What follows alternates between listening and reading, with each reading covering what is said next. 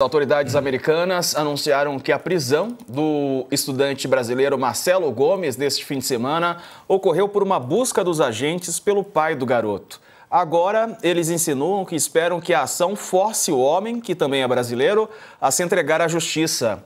Hoje, agentes do ICE confirmaram que Gomes está sob a custódia do Serviço de Imigração, que ele tem 18 anos e está ilegalmente no país, disse Patrícia Hyde, que é a chefe da ICE em Boston.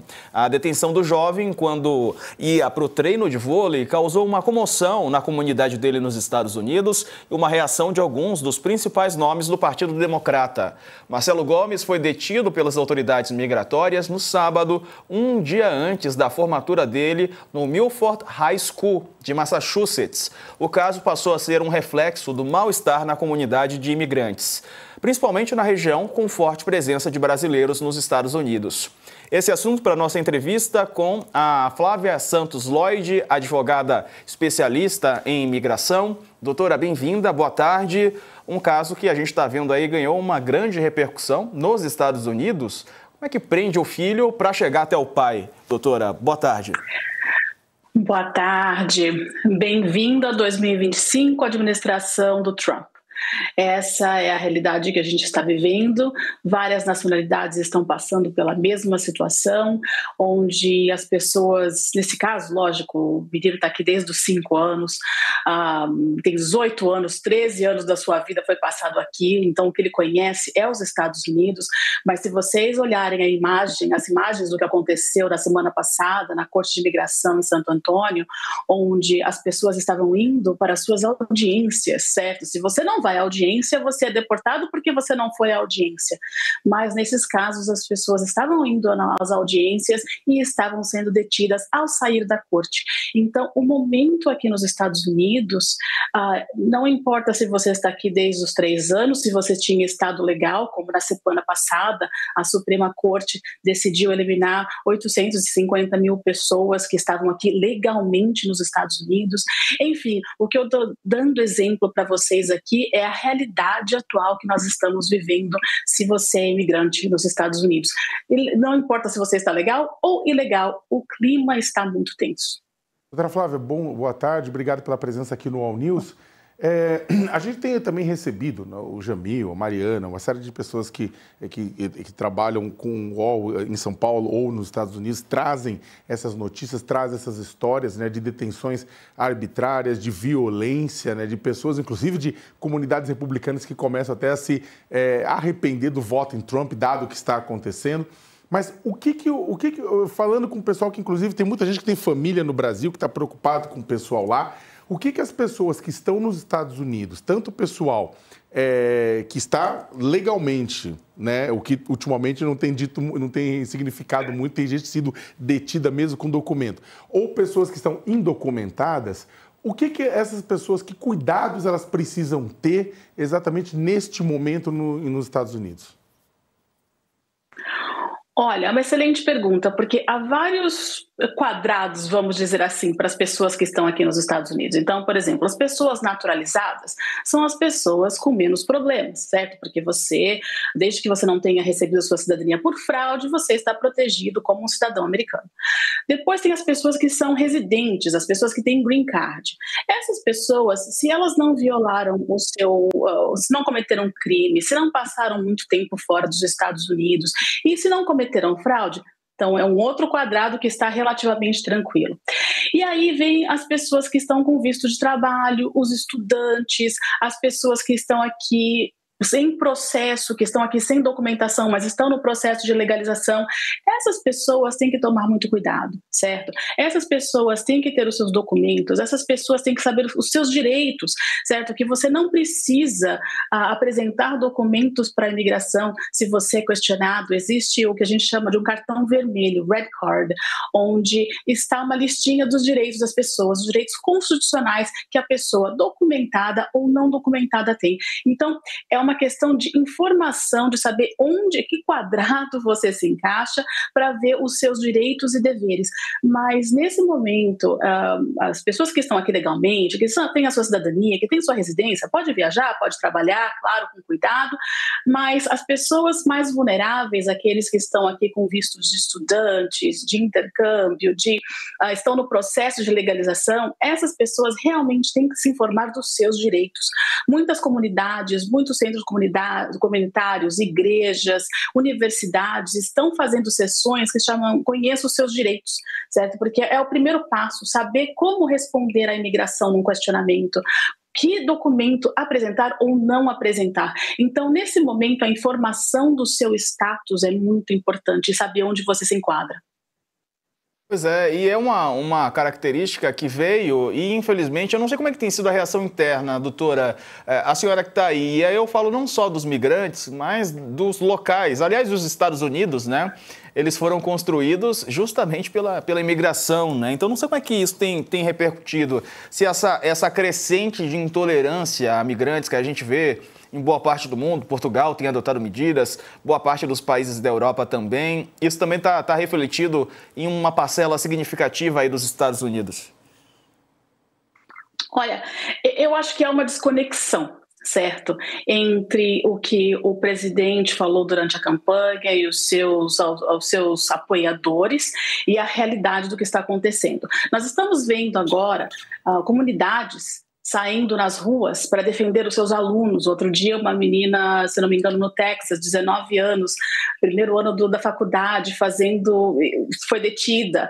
E aí tem outras comunidades que votaram para a administração Trump e estão falando, peraí, não foi isso que a gente não votou para isso, certo? Então está um sentimento de, poxa vida, eu acho que está passando do limite. Então, o que a gente está vendo aqui são as comunidades que estão vendo que essas pessoas existem, que não são números, que não são criminosos, que não são pessoas que estão aqui para acabar com o sistema.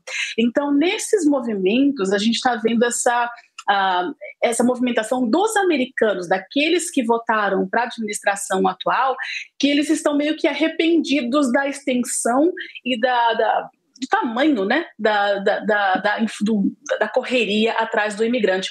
E uma outra coisa interessante são os latinos, né, que votaram para o Donald Trump, certo? Os venezuelanos e outras comunidades, os cubanos que naturalizados, cidadão americano, que votaram para eles, que a gente está vendo agora indo todo dia na televisão e no jornal, na mídia no geral, e falando que eles não votaram para isso. Então, é interessante ver a movimentação das comunidades. Isso está me surpreendendo, porque eu acho que pegar um menino de 18 anos que ia tocar na banda na sua graduação, que estava indo para o treino de vôlei, eu acho que todo mundo pode ter o bom senso e o consenso de que não é a pessoa que está aqui para afetar o sistema de uma maneira negativa. Não é que eu estou falando que estar aqui sem status ou ilegalmente é a coisa certa, mas nós somos seres humanos, certo? Está indo para a escola, está fazendo as suas atividades diárias, e o fato de usar o filho como ponte para o pai mostra essa intolerância que vai acabar num extremo, e a população não está gostando do caminho que a expressão me falta aqui, witch hunt, correndo atrás das pessoas sem regras e sem estrutura. Uma espécie de caça aos caças imigrantes. Bruxas. Caças bruxas. Caças bruxas. Agora, como é que está a situação hoje das cidades santuários? O pessoal que está nos acompanhando, tem algumas cidades nos Estados Unidos que têm políticas, né, que vem ao longo do tempo, políticas exatamente para acolher, para defender, que são mais, inclusive, tolerantes com migrantes que estão em processo de busca de legalização. Como é que e o Trump, ele prometeu, o governo norte-americano prometeu bater e tem batido nas cidades santuários. Como é que estão? Elas estão... isso vai causar efeito? Elas vão acabar cedendo? Olha, há uma resistência, certo? Elas são cidades santuárias por uma posição política, certo? E uma proteção dos direitos humanos da população do Estado. Porém, o que a administração está fazendo é uma movimentação muito, entre aspas, inteligente.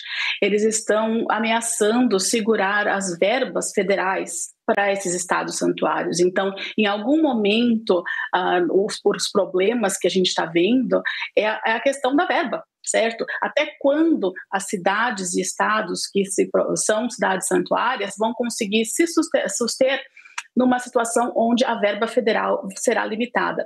Outra coisa também é que algumas cidades que são de estados ou condados santuários estão se posicionando contra a regra do estado santuário. Então, por exemplo, tem uma cidade aqui no sul da Califórnia que se chama Huntington Beach e eles estão querendo fazer que a cidade não seja mais uma cidade santuário.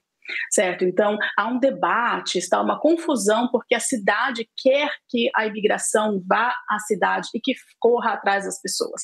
Então, tem a questão política, tem a questão financeira, tem a questão ideológica, certo? E tem a questão de fronteiras. Uma coisa muito importante é que as pessoas têm que saber, quando estão a menos de 100 milhas de uma fronteira, os seus direitos constitucionais diminuem. O que significa isso? Então, se você está em San Diego, por exemplo, e você está perto da fronteira, dentro de 100 milhas, a imigração tem direitos de parar as pessoas, de questionar as pessoas. Então, tem uma questão de segurança nacional, certo? Que é legítima, mas isso, nesse momento, deixa as pessoas mais preocupadas porque dá mais liberdade para a imigração fazer coisa que eles não faziam antigamente.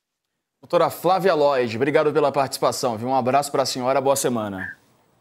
Obrigada, muito obrigada. Valeu. Depois do intervalo, tem boa notícia para quem quer emagrecer. Sabe a canetinha Ozempic? Ela vai ficar mais barata e eu te explico por quê daqui a pouco, ainda nessa edição. Até já.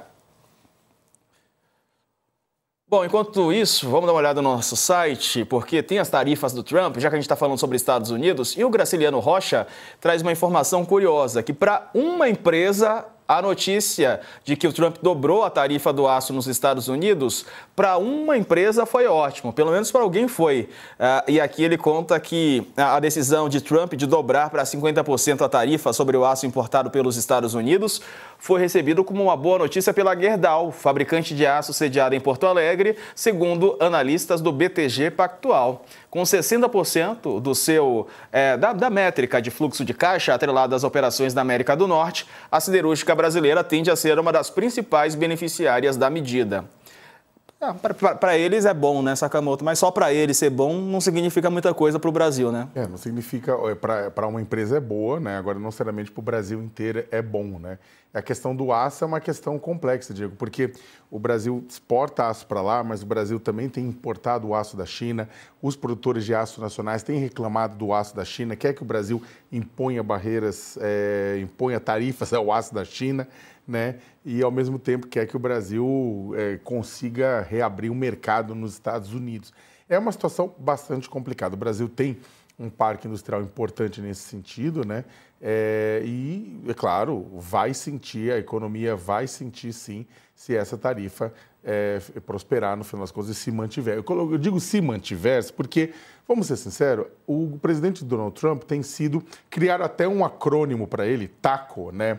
Trump Always Chicken Out, que é Trump sempre se acovarda. Ele com a imagem dele de galinha, né? O pessoal já viu aquele meme, ele vestido de frango, etc e tal. Por quê? Porque ele sempre volta atrás nas medidas, né? Esperemos também que ele volte atrás nessa. Verdade. Comentando a notícia do bloco anterior, que a doutora Flávia Lloyd estava aqui falando conosco, isso acabou cada vez mais, né? Tipo assim, nos Estados Unidos, para o imigrante, até para prender o pai, prende o filho e é isso, tá tudo certo, né? A questão migratória nos Estados Unidos está extrapolando todas as linhas, né, do bom senso. Né? O Trump, é claro, ele prometeu, pelo menos isso ele está fazendo, ele prometeu que ele ia pegar pesado, né? Ou seja, ele não mentiu. O problema é que ele está indo muito além do que as pessoas, inclusive, que votaram nele, imaginaram. Tem gente que faz parte da comunidade há décadas, de comunidades inteiras dos Estados Unidos, e que está extremamente desesperada porque está sendo deportado. E a comunidade inteira está triste com aquela situação, mesmo tendo votado no Trump. Né? Isso, na verdade, essa questão humana, essa questão da individualização das histórias que estão sendo prejudicadas, pode, no final das contas, sim, prejudicar Trump nas eleições de meio de período no ano que vem.